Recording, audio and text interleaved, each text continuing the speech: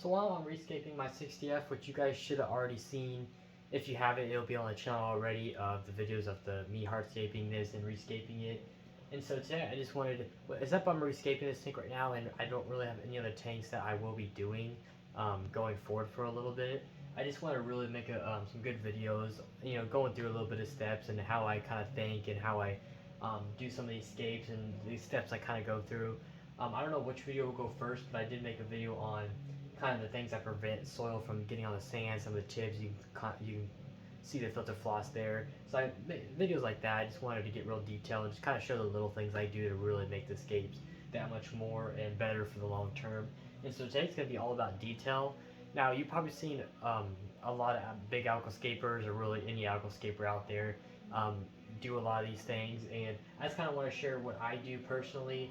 It is similar, but I just want to give you some tips. Some people don't watch other channels, so some people just watch me. So I just want to show you kind of what I kind of do. So basically, the plan with this scape, you'll already see it done. But basically, what I plan at this moment, I'm actually going to be laying sand all around this perimeter. So basically, where you see glass right now is where there's sand going to be, and I'm actually going to put sand all up here. I was going to leave that, but I'm actually going to make a path almost. So if you looked at it direct on, this whole thing will be sand, and then the sand's going to direct back to here, and it's also going to direct in between these two rocks here. So you can't really see it from this because you guys are kind of looking up a little bit up. But if you came down a little bit, see if, yeah, there we go. And you still kind of can't see it, but if you come down a little bit, basically this will be a path. You can kind of see there'll be a path, and then there'll be another sand that will kind of be dividing these two that are on top of each other. And so yeah, there'll basically be a path with like two paths splitting off, and I think they'll just give it good separation and also just give the tank that much more detail, and I think it'd look a lot cooler too. I don't do a lot of paths. This won't be nothing like crazy, but honestly, you probably couldn't even, this might not even be considered a path, honestly. But yeah, that's basically my plan, is I'll have that going up the middle and dividing two. But today's video is all about the details, so yeah, so basically I'm gonna lay the sand down, and then I'm gonna show you guys some of the other stuff I do to add more detail. So after the sand, one thing that I was always gonna add more detail is having, and plus what's gonna look more natural is nothing in nature's perfect. So the more random, literally, the better. And some people can't. It's hard for them to wrap their hand around that. Because some people want to be so precise and want to put things exactly where they want them, and that's all. That's all fine. But over time, you'll realize that the more random you are, the better the scape just ends up looking. Not so much the scape being random, but when it comes to the detail, literally, just throwing stuff literally is what make it look natural. So when you see me during this video, when I add a lot of the crumble rock from the lava rock, from this Icelandic stone, I'll crush up lava rock and actually sprinkle it. When I sprinkle it, I literally will just sprinkle it and sometimes just toss it, just wherever it lands, it lands. So that's just how stuff gets more natural looking, and you'll see a lot of great tanks do that. And so the other thing I've actually been doing recently, this past year, is actually mixing up sands. So obviously I got the 8A La Plata that I usually use, but I also have the Dua tropical sand. So it's kind of similar color. It's kind of a mix between the Colorado and La Plata. It's not white, but it's not like super tan either. So it's like right in the middle. So, but you can see it's like almost like a gravel. It's a little bit bigger grain. So I like to mix this in, especially along the edges too, where it makes it look like big crumbles of rocks and like makes the sand granules look bigger.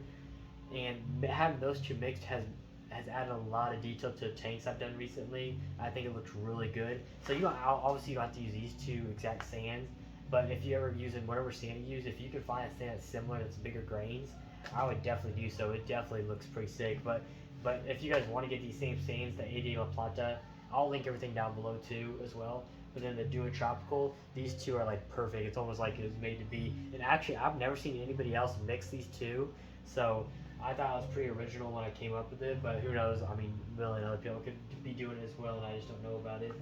But then the other thing I've been doing, besides actually crumbling it up, like the biggest thing is I'll crumble up and chisel, hammer, whatever you want to do, some of your main stones. So obviously I'm using the Icelandic stone here, so whatever smaller piece I have left over, I'll use a hammer and actually hammer and get smaller pieces to crumble and add detail. But another thing is, I actually will get the 88 gravel, which it's a really natural color, so it looks really nice. Now, some scapes won't look good with this, depending on what rock you go with.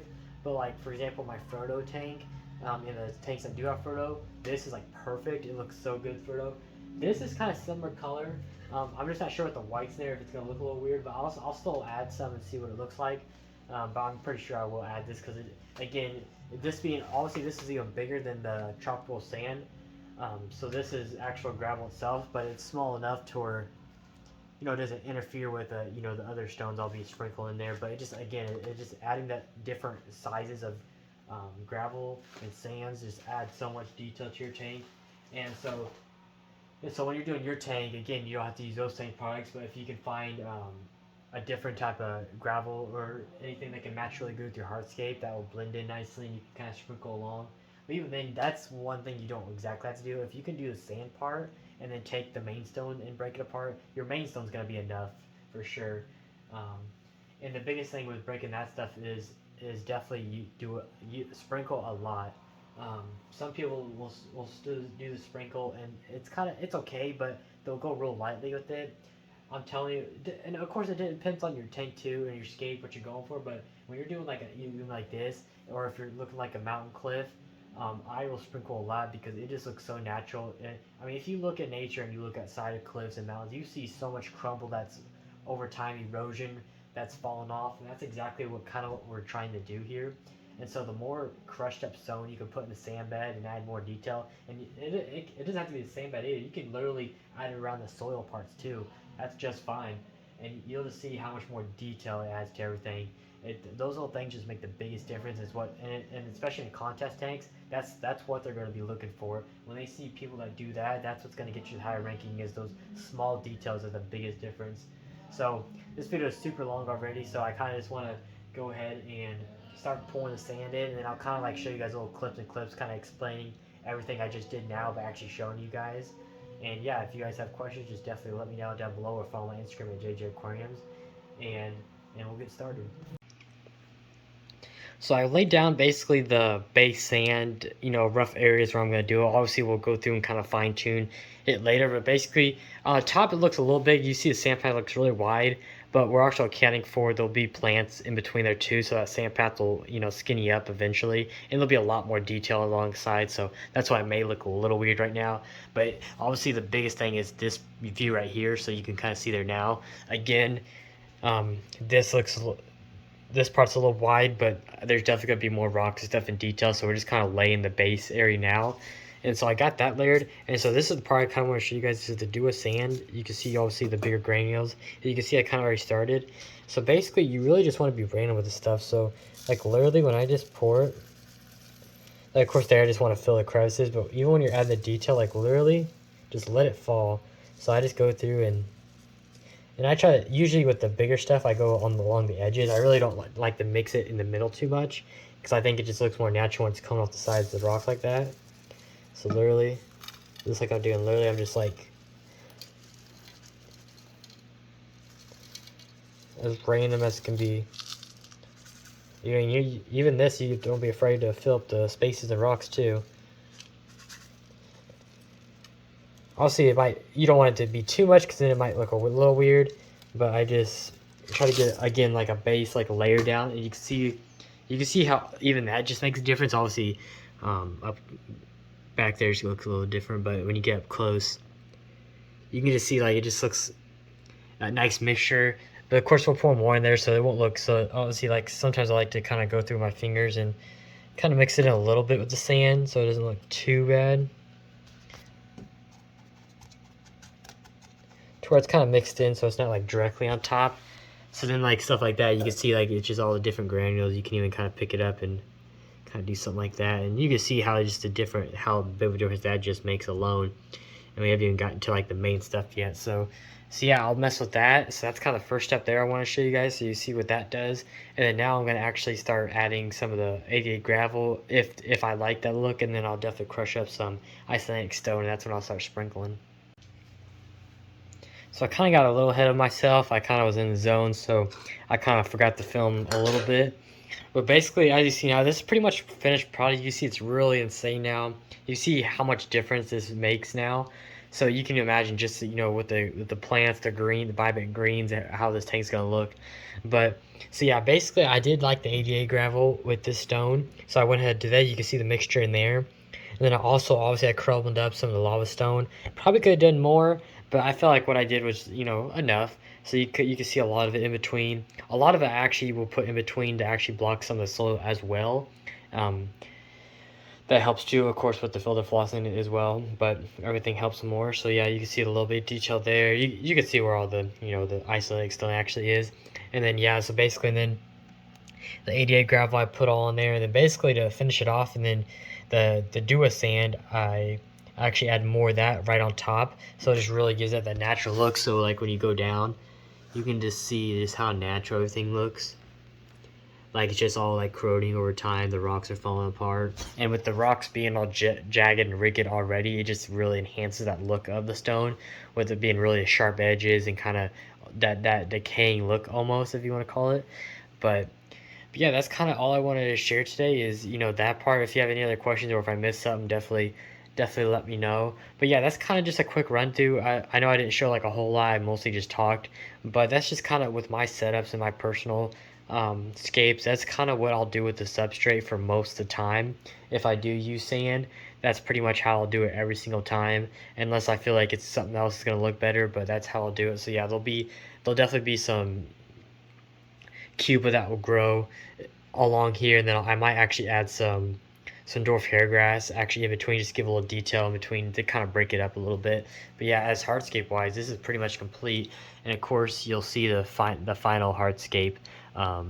You've already seen the final hardscape, but this will just be a separate video on just adding the detail. But some of you guys have definitely already seen this, but definitely want to make this video for the people that wanted to see how I make my substrate in my aquascape. So there you go. But again, if you have any other questions, just let me know down below or follow my Instagram at JJ Aquariums. But other than that, I'll see you guys on the next one. So from the last clip you saw, I actually got super ahead of myself and actually did a whole lot that I didn't film, so my bad on that part. But basically where we left off was basically just the rock complete, and all I had is the sand, so pretty much you guys didn't really miss nothing. And I actually did record how I do my sand beds in my aquascape, so pretty much once you see that video, that's the only thing we'll be missing. So I basically did pretty much film everything, but in this video in particular you guys didn't see the substrate, but there will be a video coming out on how I did it. And so see, I added the substrate, so the two paths I'm talking about, I added those. So obviously over time plants will actually have some mid-grounds growing in between, so the path will actually get narrower, but this is just roughly how it'll look for now until plants start growing in. But obviously cuba will be dry started. I'll actually have cuba planted in between some of these too, so there'll actually be cuba that will grow in the sand already. But yeah, you can kind of see now, especially like this view doesn't look too bad, but you can definitely, when you go down below like this, like how this is gonna look. So definitely looks pretty sick for sure. All the detail that we added in the sand bed, so definitely looks pretty sick. But yeah, like all this, like even all the stuff that we kind of covered up a little bit, like all this will have plants in it, so it's gonna look really nice eventually. So yeah, basically the plan, plant wise, basically we'll dry start some cuba all in the soil part. Of course we had soil all underneath this. So basically the plan for that, there will be some cuba planted in between, so this will be green. So basically what my plan is actually for that to really technically carpet all that, but we'll still leave where you can still clearly see a path over time. But then mid-ground wise, I actually wouldn't mind like this little wraparound right here. I think would be really neat for S repens, but I don't know if I want to put that plant that forward in the front like that. I don't know, but I think it would actually look really good right there. Some S repens. Maybe even some S repens like along back here, maybe some back here too, hiding that and then covering that. Then maybe like one right here. Possibly, I kind of like when they kind of create a border with them. So right there, there, and then yeah, cuba all along here, and then yeah, basically everything else will be. I'll probably do some Ricardia just because I always have tons of that. Boots of Philandra, obviously we had a bunch of Boots of Philandra, we used it on the 8830C. I don't know if I'll introduce Boots of Philandra in this aquascape, because that's one thing I didn't know about if I was gonna add that back into the new scape. I just wasn't sure yet until I scaped it. So yeah, that's still undecided for sure. I really don't know what I'll do there. And other thing is the immersed growth, obviously with shallows and the previous scapes I've been doing, I was big on the immersed growth. This tank, I don't think will really have it. Honestly, I mean, it's possible that S ribbons grow out of the tank over there. That's probably the only thing I can really see happening, honestly. So, so it's whatever.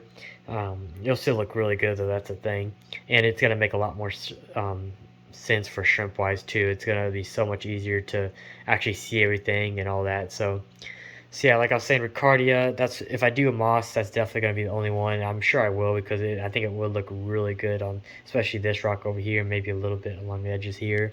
Um, and yeah, I might actually do some other fights for sure. I might just get some simple.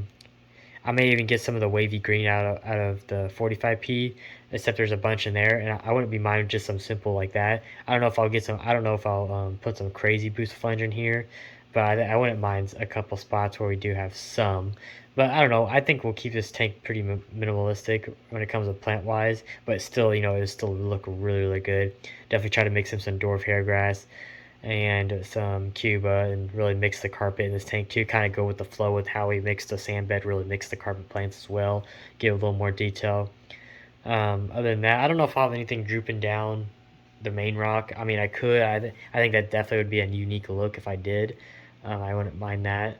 And then also I wouldn't mind, actually putting some Cuba all along the top of these rocks too, kind of slowly creeping down. So yeah, we'll see. But yeah, I'm sure this video is kind of super long at this point. But if you guys have any other questions, definitely comment down below or follow my Instagram at JJ Aquariums. But other than that, let me know what you guys think.